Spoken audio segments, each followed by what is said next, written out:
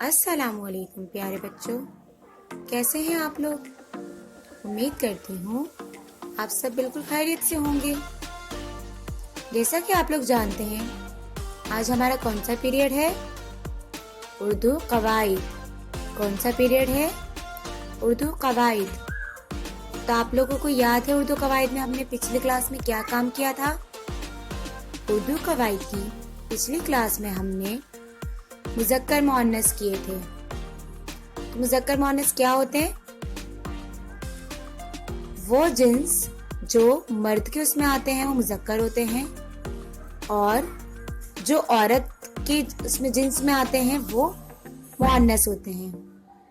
تو یاد آ گیا ہوگا آپ کو یقیناً۔ تو آج ہم کون سا کام کرنے چل رہے ہیں؟ الفاظ ضد۔ کون سا کام کرنے چل رہے ہیں؟ الفاظ ضد۔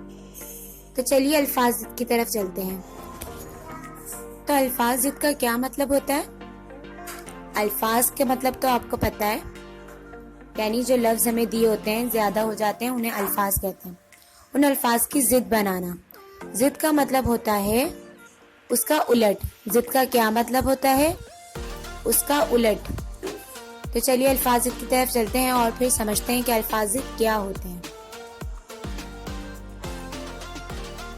تو یہ ہیں ہمارے الفاظ ضد۔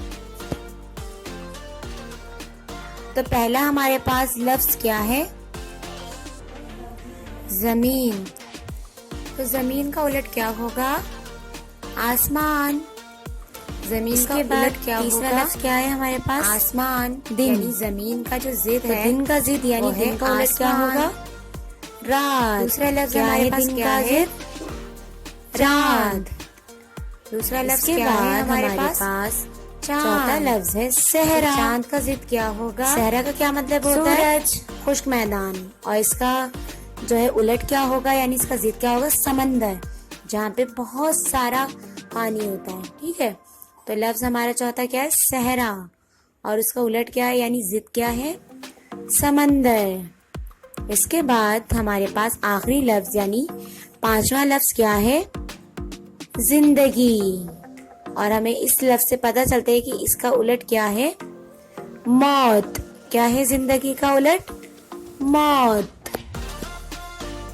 تو بچوں آپ کو الفاظ اچھے سے سمجھ آ گئے، یعنی لفظ کی الٹ، جو لفظ ہمیں دیے گئے ہیں اس کی الٹ۔ اس کے علاوہ بھی ہمارے پاس ہو سکتے ہیں، جیسے ٹھنڈا، اس کی الٹ اس کا ضد کیا ہو سکتا ہے؟ گرم۔ اس کے علاوہ کالا، اس کا الٹ اس کا ضد کیا ہو سکتا ہے؟ سفید۔ اس کے علاوہ چھوٹا، اس کا ضد کیا ہوگا؟ بڑا۔ جیسے بڑا،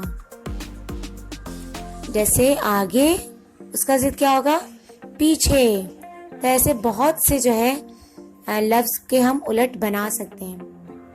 تو آپ کو الفاظ ضد سمجھ آئے؟ امید کرتی ہوں بچوں آپ کو الفاظ ضد بہت اچھے سے سمجھ آئے ہوں گے۔